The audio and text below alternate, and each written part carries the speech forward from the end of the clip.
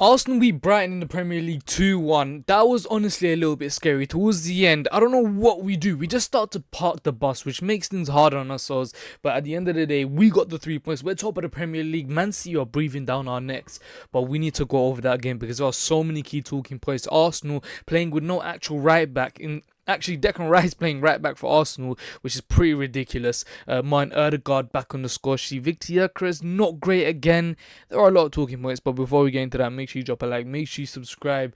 We're trying to get to 11,000 subscribers, so your support does mean the world. If you can get 70 likes on this video, it would be very much appreciated. Let's jump straight into it. Yeah, as you can see, Arsenal have beaten Brighton 2-1 at home in the Premier League. It takes us 2 points clear of Manchester City, which is really big points. Brighton are no easy team to beat. But honestly, when you take into consideration the amount of injuries we've had, the fact that Calafiori got injured before the game even started, so we had to then move Miles Skelly into the team, the amount of injuries this team is getting is nothing short of just abnormal. Arsenal beat Brighton 2-1 in the Premier League, which takes us 2 points clear of Manchester City. This is actually a really important game. Right now, every single game is like a cup final because Manchester City are breathing down our necks. They beat Nottingham Forest earlier today. Ryan Shirky is moving absolutely insane for them.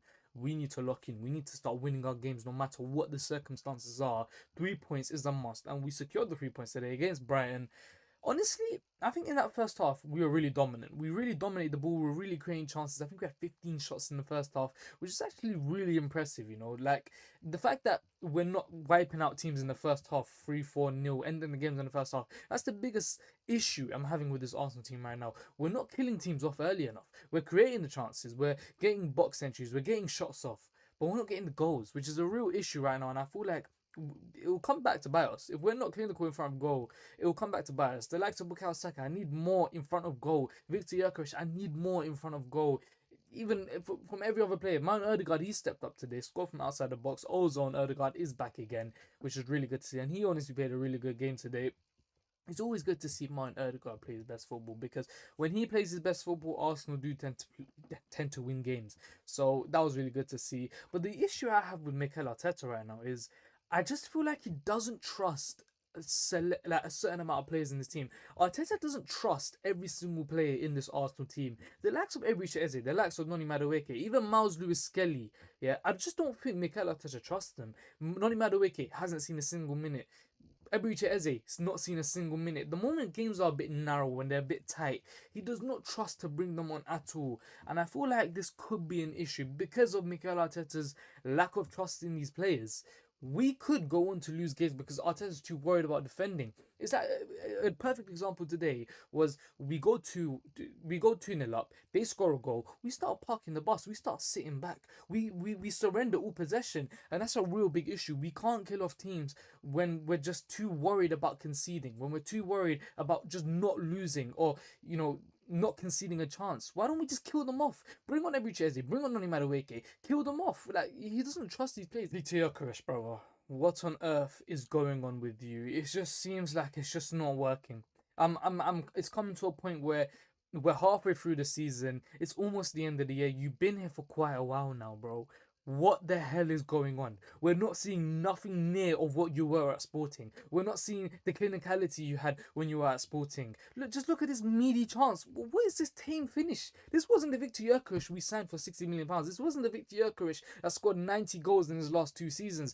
He's become a shadow of his former self. The moment he joined the Arsenal team, I feel like the pressure's got to him. I feel like this Arsenal team, it just doesn't suit him, and I feel like he's realised that he can't keep up with the rest of the players. He just doesn't. He's not a right fit for Arsenal, and it's not Victor Gyökeres' fault. It's the recruitment's fault. Ekitike was available on the market, who's more of an Arsenal striker. Why didn't we go and grab him? Why did we sign someone like Victor Gyökeres? And we waited so long to sign him. We signed him close towards the end of the deadline, right? Close towards the end of the deadline day. Because we knew he wasn't really the right option for us. It was more of a panic buy, you could say. Sesko wasn't really an option. Gyökeres wasn't really an option. But we let Isak and Ekitike go to Liverpool. This is where I'm really questioning the recruitment at Arsenal. Like, even right now, Semenyo's going to Manchester City. Why are we allowing them to strengthen? Manchester City, you could say, oh, but we already have Trossard Martinelli. So what? Manchester City have Doku. They have Shirky. They have Foden. They're still signing Semenyo because it strengthens their team. It increases their chance of winning the Premier League. And that's what Manchester City are doing. That's the intent that we should be focusing on with. Apparently, Semenyo would have preferred to join Arsenal anyways. Why don't we capitalize on that? He's got a release clause that is relatively a decent price, £60 million for Semenyo in January. Go and sign it. What are we doing? Because honestly, our attack is lacking so much vim. It's lacking so much end product, and I feel like we need something new, right? Victor Gyökeres is just not working. Bukayo Saka, his goals, his shooting is dried up. His performances have been really good, but his finishing, his final product when it comes to taking his shot off, is so poor. I mean, it's gotten to a point where we're relying on own goals to get us through games. That's now 4 own goals we've scored, or the opposition has scored for us, in our last 6 goals.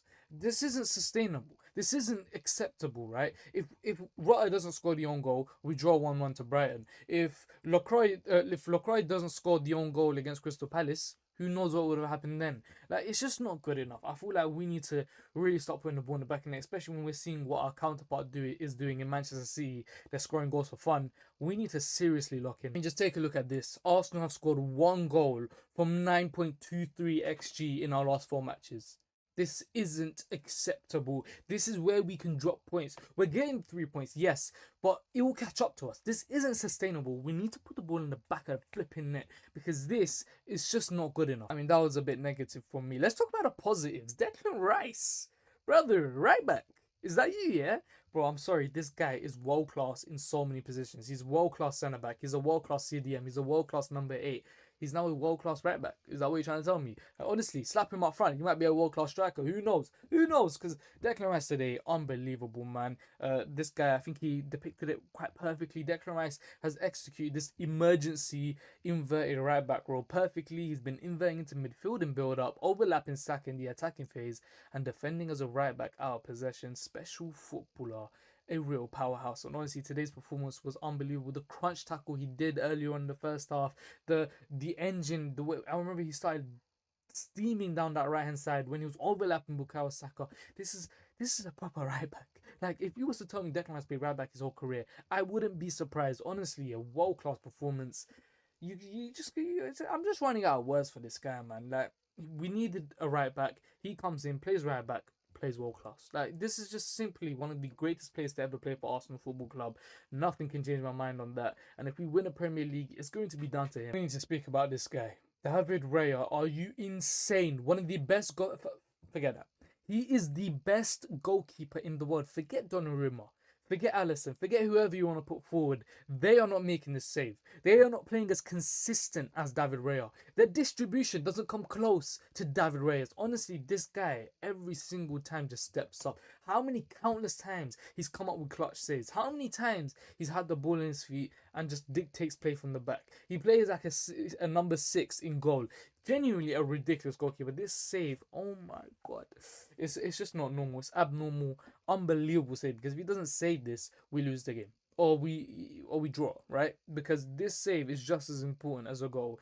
David Raya stepping in the clutch moments again. If you guys did enjoy this match analysis, make sure you drop a like. Remember, let's try and get 70 likes in the video. Anything more will be very much appreciated. If you can, hit the hype button as well. It helps get the video pushed onto the algorithm. Sponsored by a lot.